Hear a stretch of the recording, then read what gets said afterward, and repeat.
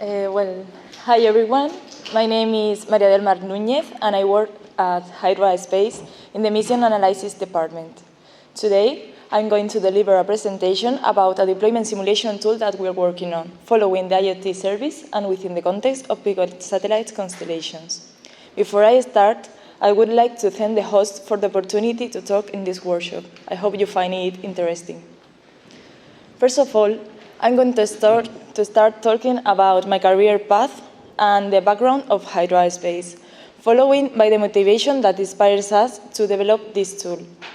Later, I want to describe the tool in detail and some types that I think that it could be optimum to these constellations.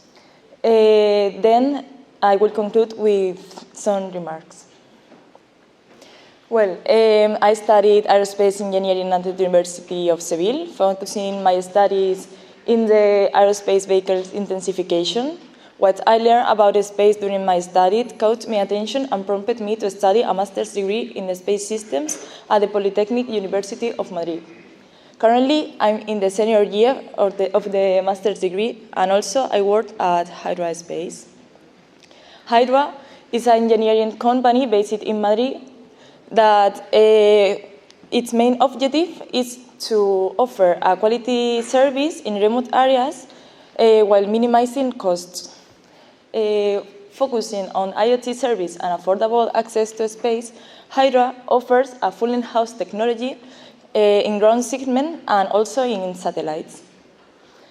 At only 5 by 5 by 10 centimeters, its platform offers a compact design, simplified architecture, and graceful degradation. In fact, it is possible to integrate a small payload for space-based research and in-orbit testing.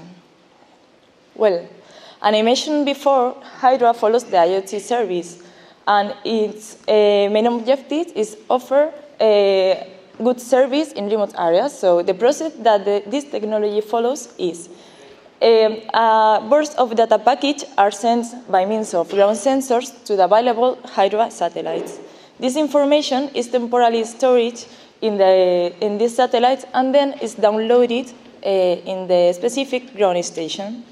Optimizing this process is what led us to study different ways to deploy a constellation. The parameters that wanted to be studied are visit time, revisit time, and latency. Visit time can be described as the elapsed time during which a ground station is in the coverage area of the constellation. Directly related to visit time, it is revisit time, that can be described as the time elapsed between observation of the same point on Earth by any satellite on the constellation. Finally, latency can be described as the time it takes for a data packet to travel from one designated point to another. Optimizing these figures of merit, called also FOM, it's what inspires us to develop the deployment simulation tool. In fact, the tool allows to reduce revisit time as well as latency. Before I start with the tool structure, I would like to explain the scenario in this context. A scenario can be described as the combination of satellites and ground stations that want to be studied. For example, a scenario can be 4 satellites in one orbital plane or 8 satellites in 2 orbital planes. And this tool allows to compare each scenarios between them.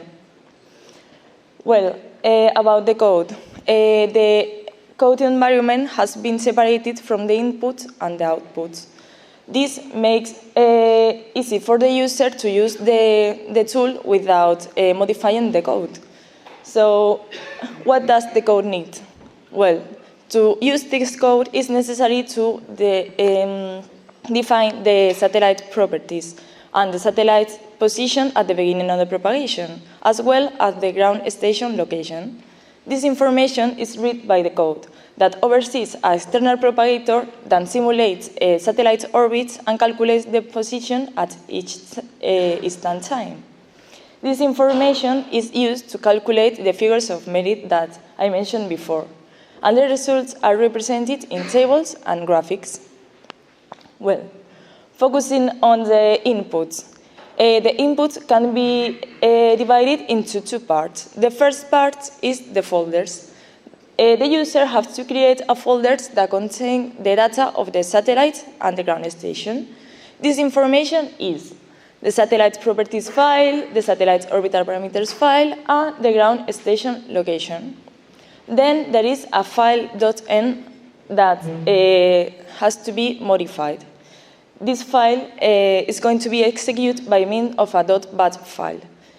Inside it is necessary to define the name of the scenario created, the days to propagate the simulation, and other parameters that can be the minimum elevation or the time between measurements. This information is processed by the code and used to calculate the results. But how it works?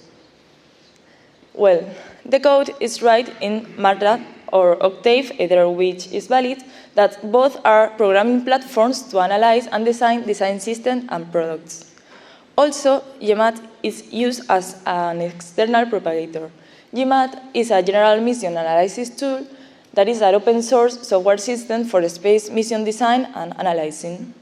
So, how works this tool? Well, the information written in the folders is read by the code and is used to calculate the position by means of a GMAT script. This information is written in a GMAT script, and this program simulates the satellite orbits. The position is saved in a table and also is used to calculate the visibility of each satellite from each ground station. The visibility, the coverage, and the access allow to calculate the figures of merit that I mentioned before. So, what does the code offer? The results can be divided also into two parts. The first part is the tables. The tables are files in text format with the deployment simulation files, and is calculated and saved automatically. The tables are the position, the visibility, the access, and the form. On the other hand, there is the charts. The charts show the evolution of these figures of merit and allow to compare the different scenarios. The parameters are visit time and revisit time, and as I said before, allow to compare these two variables. To visualize the results of this code, I wanted to show some example results. In this slide, it's possible to see a comparison between two scenarios. The first one is a scenario formed by 4 satellites in one orbital plane, uniformly distributed. Whereas in the scenario 2, there are 8 satellites in 2 orbital planes, uniformly distributed also. Well, the planes of both scenarios are rotated 90 degrees. So on the right, we can see a chart that shows this comparison. The first one, well, the chart shows the cumulative distribution function of the revisit time in a specific latitude. This latitude, in this case, is Madrid. Well, it's possible to see that for the scenario 1, the maximum revisit time is up to 12 hours, whereas for the scenario 2, the maximum revisit time is up to 7 hours. So it is so easy to see that the first scenario is worse than the second one. Well, other example results can be this chart. This chart shows the average revisit time as a function of the latitude. It is easy to see that this variable only depends on the latitude and not on the longitude. Also, it can be seen that in the equator, this parameter is higher than on the poles. And well, to conclude, I wanted to sum up with some remarks. First of all, is that the code is independent from the input and the output. So any user can use it without modifying the code.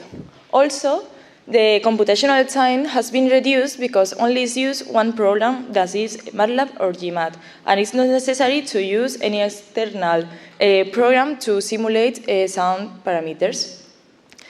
Later, the scenario comparison allows the user to compare different constellations between them and shows what is the best for his interests.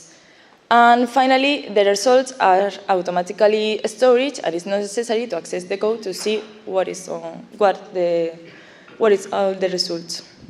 And well, that's all my presentation. I hope you find it interesting, and thank you.